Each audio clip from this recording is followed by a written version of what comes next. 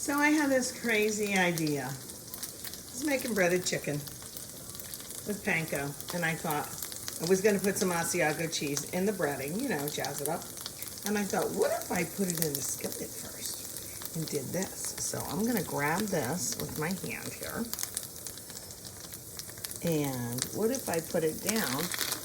Would it adhere on to the outside of the chicken? Because who doesn't like that those little pieces of cheese that fries up, like accidentally spills over from, say, your grilled cheese sandwich or whatever. And now I'm gonna try one like this, as if I'm making something similar to Romano, but not Romano. Oop, I better turn up the heat. Turn up the heat, girl. There we go. So I'm gonna give this a go and see what happens. I'm also making cauliflower mash. You know, sometimes you just get a hankering for something. And I had a hankering for some mash. So this is the piece. It didn't have any of the panko on it. And these are the pieces. See how it's 3/4 of the way cooked? That's when you know it's, you know, the white comes up around the edges. When you know it's time to flip it. You don't have to keep checking it. Okay. Whoa. Well, that looks brown. And I'm telling you, it smells fantastic. There we go. So, we might have something new on our hands, folks.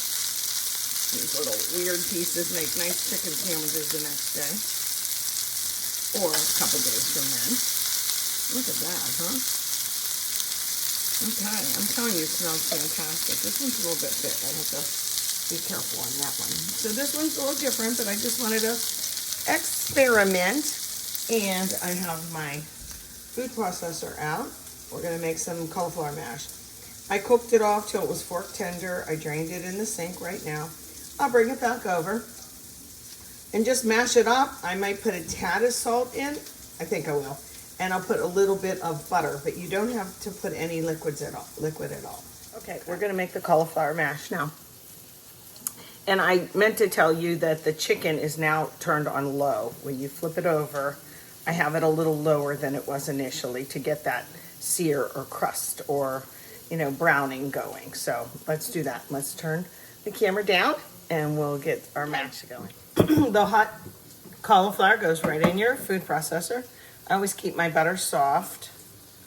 I'm going to put a glob of that in. Will I put a pinch of salt in? Sure, let's do that too. A little bit. And get the lid on. I'm going to pulse it first.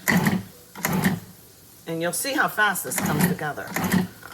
Okay, let's get going. Here we go. Ready, set? 1, 2. And you just watch it. You know, if you have to stop and stir, you have to stop and stir. Okay, I'm going to take a look. Look how fast that was. And there you have it. Cauliflower mash. Look at that. It's delicious. And, you know, not that you want to fool the kids, but sometimes they need fooling. And you can just say, eat your potatoes, you know. And there's that. So that's just like a nice little quick side dish that I like to have sometimes when cauliflower's on sale. And then, I always save out part of it. And I'll take all the florets off, and I've showed videos where I do this with different vegetables. All you do is put them in a bowl, cover it with, you know, olive oil and your own vinegar and whatnot, or just use cheap bottled Italian dressing. It's really just to marinate and soften it and give it that little bit of flavor. You can then use that to put in your salads or just eat as a side dish or have it on a charcuterie board or whatever you like, you know? So I always save some cauliflower out to put in our salads like that. But I'm not going to use this tonight because we already got some cauliflower. Okay, back to dinner. Cookie update.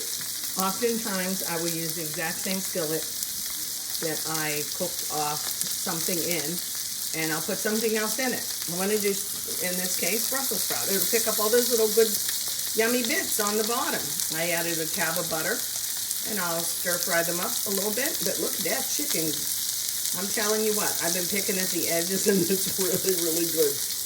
The piece on the bottom right is the one that I just didn't have any panko on. But can you see how juicy this piece? I cut it open so you could see, perfectly cooked.